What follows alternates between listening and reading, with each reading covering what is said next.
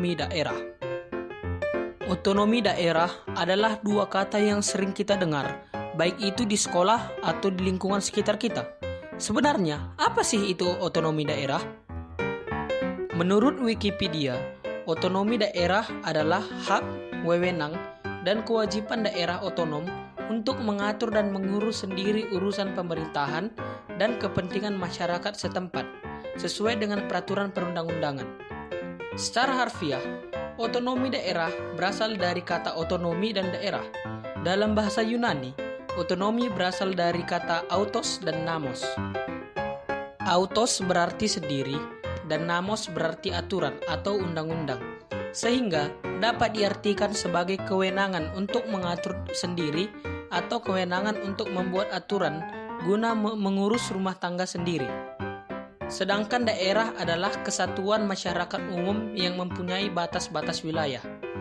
Sedangkan menurut Benyamin Hussein dan Ateng Syarifuddin, pengertian otonomi daerah adalah pemerintahan oleh rakyat dan untuk rakyat di bagian wilayah nasional negara secara informal berada di luar pemerintah pusat.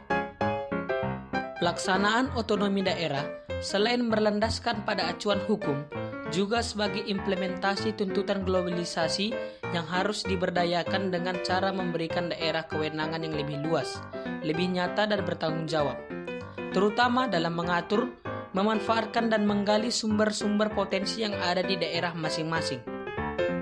Dasar hukum pelaksanaan otonomi daerah adalah yang pertama, Undang-Undang Nomor 33 Tahun 2004 tentang perimbangan keuangan antara pemerintah pusat dan daerah. Yang kedua, Undang-Undang Nomor 32 Tahun 2004 mengenai pemerintahan daerah. Yang ketiga, Ketetapan MPR RI Nomor 15/MPR/1998 tentang penyelenggaraan otonomi daerah.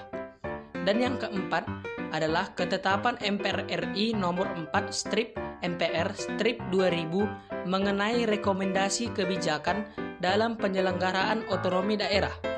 Tujuan otonomi daerah antara lain meningkatkan pelayanan dan kesejahteraan masyarakat di daerah, memberikan kesempatan kepada daerah mengatur daerahnya masing-masing, meringankan beban pemerintah pusat, memberdayakan dan mengembangkan potensi sumber daya alam, memelihara hubungan serasi antara pemerintah pusat dan daerah, dan mewujudkan kemandirian daerah dalam pembangunan.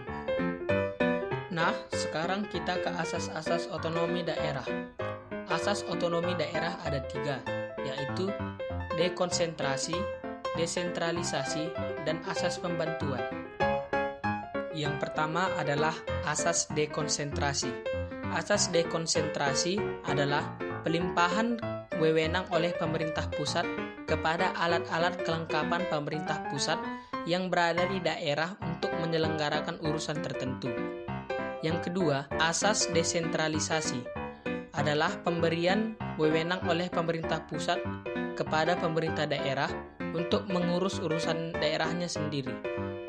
Yang ketiga adalah asas pembantuan, adalah penugasan sebagai urusan pemerintah pusat atau pemerintah daerah kabupaten kota untuk melaksanakan sebagian urusan pemerintah yang menjadi kewenangan daerah provinsi. Contoh asas dekonsentrasi adalah penyerahan wewenang dalam pelaksanaan Asian Games kepada gubernur. Jadi, pemerintah pusat memberikan wewenang kepada gubernur sebagai kepala daerah untuk membantu pemerintah pusat dalam mensukseskan Asian Games. Setelah Asian Games selesai, gubernur akan membuat laporan kepada pemerintah pusat. Contoh asas desentralisasi adalah APBD untuk rakyat Jawa Timur.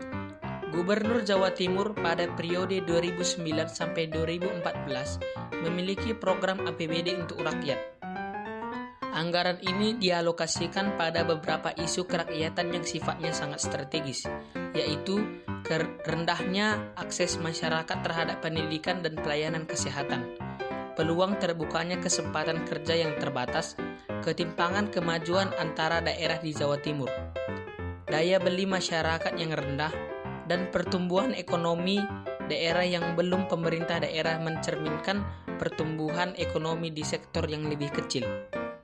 Program-program pemerintah Jawa Timur yang dilaksanakan selama masa pemerintahan beliau ini mampu meningkatkan akses masyarakat terhadap pendidikan dan pelayanan kesehatan, perbaikan dalam hal pendampingan UMKM atau usaha mikro, kecil dan menengah, renovasi untuk rumah peran warga negara Indonesia dalam proses pembangunan yang kurang layak huni, pemberian bantuan alat-alat pertanian untuk petani, dan lain sebagainya.